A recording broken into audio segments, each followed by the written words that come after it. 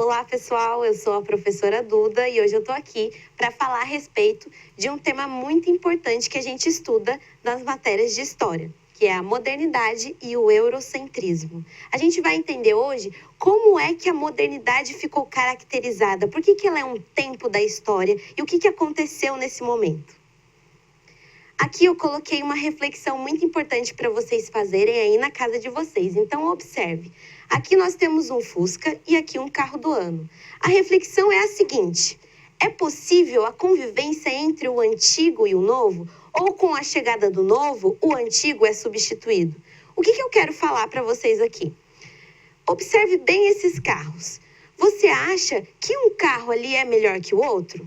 Bom, ele pode até ser, porque o carro do ano tem ar-condicionado, tem teto solar, tem umas novidades que um carro antigo não tinha. Só que eles servem para a mesma coisa, certo? E na época que o Fusca foi produzido, esse carro aqui, ele também servia e era muito importante para as pessoas se locomoverem de um lugar para outro. Então, esse termo modernidade, ele não exclui o que já passou. Ele só se refere a um período novo, com novas características, ok? Então, vamos ver o que significa esse termo. Modernidade é o caráter do que é moderno, do que se refere ao tempo presente ou a uma época relativamente recente. Então, é tudo que é atual. Esse período, ele foi denominado Idade Moderna pelos iluministas no século XVIII. Esses iluministas, eles eram pensadores que pensaram a respeito das histórias que já passaram antes dos seus séculos. Então, eles falaram que essa idade moderna recebeu esse nome porque o ser humano se reconhece como um indivíduo livre para se expressar da maneira que ele quisesse. Além dessa característica, houveram outras características que marcaram esse tempo, como o uso da razão, o uso do pensamento científico, a criticidade de todos os acontecimentos que aconteciam naquela época e nas épocas anteriores, dentre outras características. Então, vamos analisar essa linha cronológica, a linha do tempo da história. Veja só.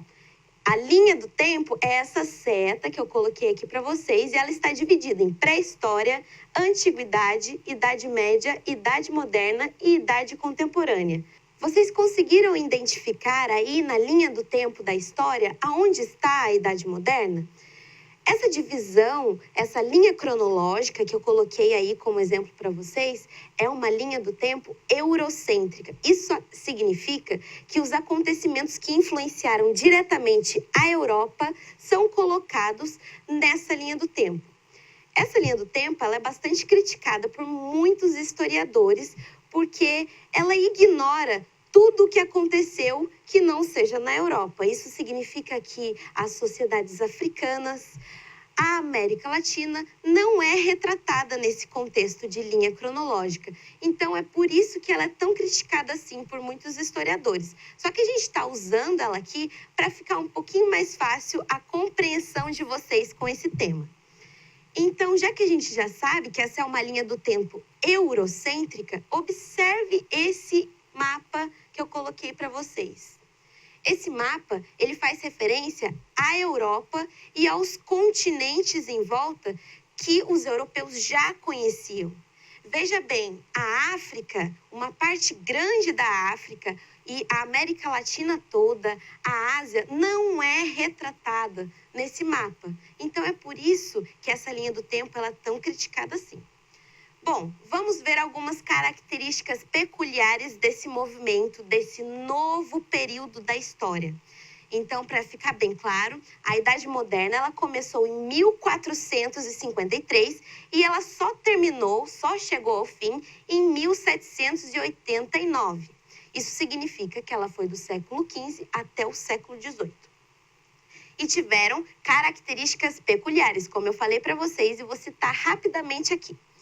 O Renascimento, o absolutismo monárquico, as colonizações e os questionamentos religiosos. Então, essa Idade Moderna, ela começou a partir do fim da Idade Média. Só que a gente precisa lembrar que esse período, ele foi acontecendo aos poucos. E não aconteceu de um ano para o outro, ok?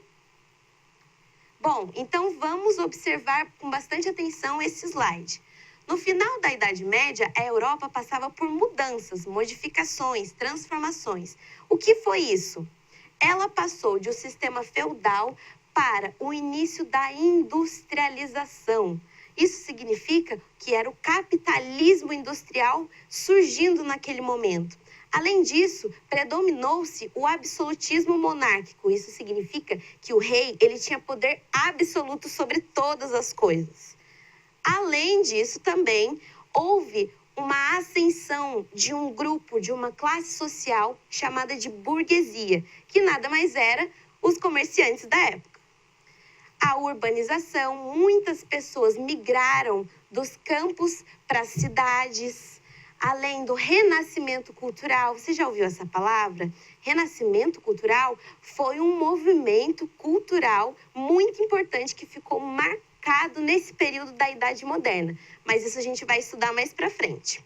Além das críticas da Igreja Católica, tiveram muitas pessoas que questionaram algumas ações da Igreja Católica naquela época e as expansões ultramarinas. Isso significa as colonizações. Esses lugares que, como vocês viram no mapa da Europa do século XV, não estavam retratados naquele mapa e a partir desse período, as pessoas, os navegantes, começaram a descobrir, entre aspas, esses lugares e assim colonizaram esses lugares.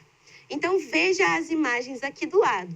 Primeiro tem a imagem de um rei muito importante da França, a imagem de uma grande obra de arte, a Mona Lisa.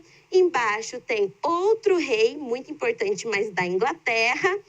Embaixo desse rei tem uma foto, uma imagem a respeito da burguesia. São dois burgueses ali, trocando comércios, trocando produtos para comercializar. E do lado desses dois burgueses tem outra imagem fazendo referência ao Renascimento. Pode passar.